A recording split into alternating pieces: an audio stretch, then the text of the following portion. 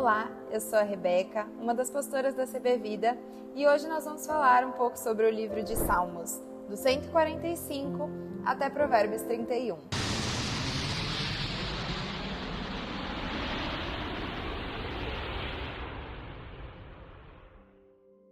Quando a gente vê os 5 últimos salmos da Bíblia, eles são salmos de adoração.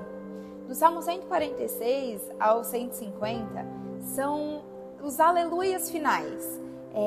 Eles nos lembram o tema do livro, né? O tema dos salmos, que é o louvor a Deus, a adoração a Deus. Nesses salmos, eles nos lembram que Deus é o criador e restaurador do povo, é Ele quem está lá pelo desamparado, é esse Deus que deve ser louvado no alto do céu e debaixo da terra, deve ser louvado com dança, com os lábios, com louvor.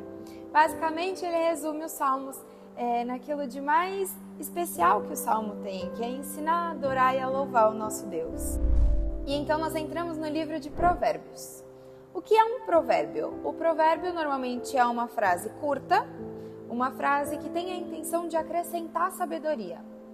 E o livro de Provérbios é exatamente isso, são ensinamentos curtos que têm a intenção de nos aproximar da sabedoria, de nos levar mais perto da sabedoria. Logo no início de Provérbios, a gente vê Salomão aparecendo. E assim como nos Salmos, isso não quer dizer que Salomão escreveu o livro inteiro de Provérbios. Mas Salomão era uma referência, Salomão era a referência máxima dos israelitas de sabedoria. Ele foi o homem mais sábio do mundo. Então não teria como Salomão não aparecer nisso, uma vez que ele é uma referência para todos os sábios que vêm após ele. Mas o que os provérbios estão preocupados em nos ensinar? Falar que Provérbios ensina sabedoria é muito abstrato. Mas aqui, no caso de Provérbios, essa sabedoria, a palavra no original, no hebraico, ela tem muito a ver com uma questão prática, com habilidades práticas para que você viva essa vida. Então, os provérbios, eles estão focados não em ser conselhos, em teorias, mas em te falar como viver e como agir no mundo de Deus. No versículo 7 do primeiro capítulo, o autor já dá a chave para essa sabedoria.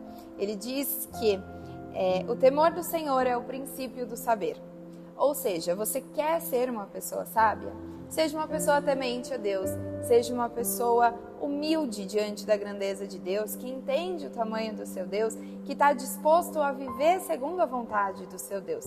Isso vai trazer sabedoria para a sua vida. Afinal, o próprio livro diz que a sabedoria vem de Deus. E logo começam instruções de um pai para o seu filho. Ele faz isso de forma poética, mas muito incisiva, pedindo que ele dê atenção ao que ele está falando, que ele se agarre aos ensinamentos que o pai está passando para ele naquele momento. E dentre os conselhos do pai dele, o pai diz que ele deve ser uma pessoa justa, uma pessoa íntegra, uma pessoa generosa, para que ele tenha sucesso e paz. Porque se ele for uma pessoa má, uma pessoa insensata, ele vai viver com base no egoísmo. E isso vai gerar consequências ruins para ele. A sabedoria, os provérbios, eles não têm a ver com regras.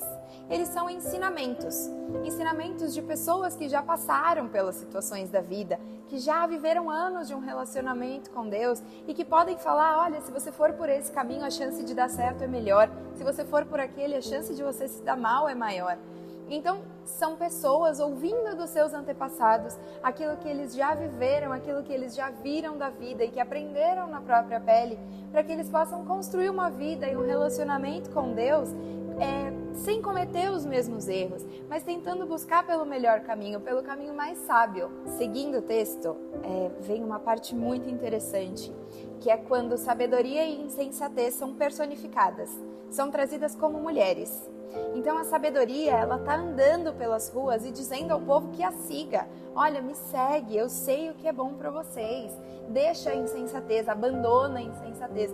Ela só vai trazer coisas ruins para a sua vida. A partir do capítulo 10, são dados diversos provérbios sobre as mais variadas áreas da vida, sobre tudo que é possível colocar sobre a vida de uma pessoa. E é exatamente isso. Tudo que tem a ver com a nossa vida, com a nossa família, com a nossa profissão, com o nosso jeito de ser, tudo precisa estar sob a sabedoria de Deus, tudo precisa estar sob o temor de Deus. Nós precisamos colocar a sabedoria à frente, nós precisamos colocar o temor de Deus à frente das nossas decisões, das nossas escolhas, do nosso modo de viver.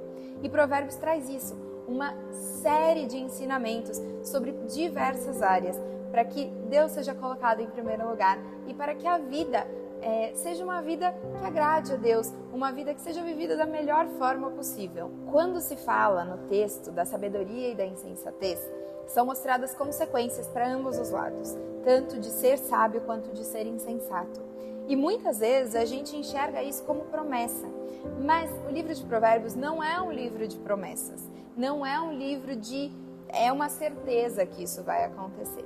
Então, por exemplo, quando a gente lê o texto sobre instruir a criança no caminho que ela deve andar e ainda depois de velha ela não vai se desviar dele. Muitas vezes a gente traz isso como uma promessa, mas a gente precisa lembrar que o livro de Provérbios são ensinamentos passados das pessoas mais velhas para as pessoas mais novas. Ou seja, é uma probabilidade. Olha, de tudo aquilo que eu vi e que eu vivi, eu sei que se você guiar a criança no caminho, muito dificilmente ela vai se desviar. É muito mais difícil ela se desviar do que se você não ensinar ela no caminho. Então é uma probabilidade, é uma possibilidade, tá? É importante que a gente entenda isso não só para esse provérbio, como para muitos outros que a gente entende como promessas e que não são promessas, são conselhos. Se eu posso te dizer a melhor forma de fazer isso, essa é a melhor forma. Vai dar completamente certo? Não sei. Vi dar certo na maior parte das vezes. Ou seja, se você temer a Deus, a probabilidade das coisas darem certo para você e da sua vida ir bem são altas. Se você agir com insensatez, se você agir de forma má, a chance das coisas darem erradas são muito grandes. Mas isso não é uma máxima que a gente vê no próprio livro de Jó, na história de Jó. Jó era um homem sábio, Jó era um homem sensato. E ainda assim a vida dele toma rumos horríveis, rumos que às vezes poderiam contradizer uma promessa de Provérbios, se a gente entendesse que Provérbios tem promessas. Por isso é importante a gente olhar para os livros de sabedoria como um todo, olhar como um conjunto, porque em um livro vai te falar como viver bem, o que você deve fazer para ter uma boa vida, que é o livro de Provérbios.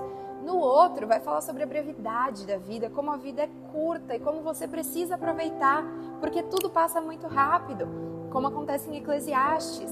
E aí a gente vê o livro de Jó, em que coisas muito ruins e muito sofrimento acontecem com um justo. E isso não é nem explicado. Então os livros de sabedoria precisam ser lidos em conjunto. Porque Provérbios está falando, olha, apesar de todas essas coisas, a melhor forma que você pode fazer é essa. Se você fizer assim, a chance de dar certo é muito maior. O capítulo 30 é muito interessante, até para a gente se colocar nessa mesma posição. A gente vê o discurso de Agur.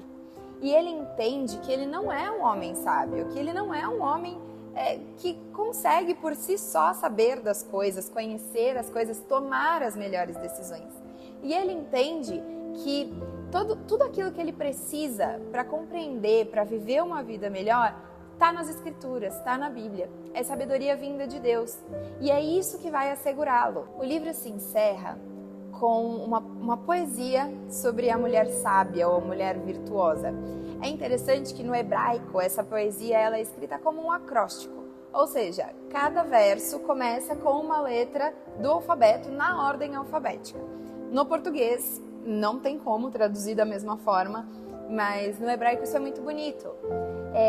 E essa mulher sábia, ela é vista como uma mulher empreendedora, que cuida de negócios, que também cuida da sua família, cuida da sua comunidade, que traz o bem para todos que a rodeiam. Apesar de ser visto por muitas pessoas como uma lista de pré-requisitos para encontrar uma esposa, ou por muitas mulheres como um modelo do que ela deve ser como esposa, na verdade, a mulher sábia, ela é um exemplo para todos, ela é um modelo para todos, ela é uma mulher que faz a diferença onde ela está. É interessante a gente perceber que essa mulher, ela é elogiada tal qual a personificação da sabedoria. Ou seja, ela traz também essa personificação da sabedoria. Assim como a senhora sabedoria, ela é vista como essa pessoa que cuida, que ensina sobre o cuidado, a integridade, sobre a justiça, sobre a generosidade, sobre o olhar para o outro. Isso não é uma métrica apenas para esposas, isso é uma métrica para qualquer servo de Deus. Nós precisamos buscar ser essa pessoa que faz o bem, que modifica os ambientes por onde a gente passa, que trabalha nas pessoas que estão ao nosso redor. Mais uma vez, muito obrigada por ter assistido o nosso vídeo.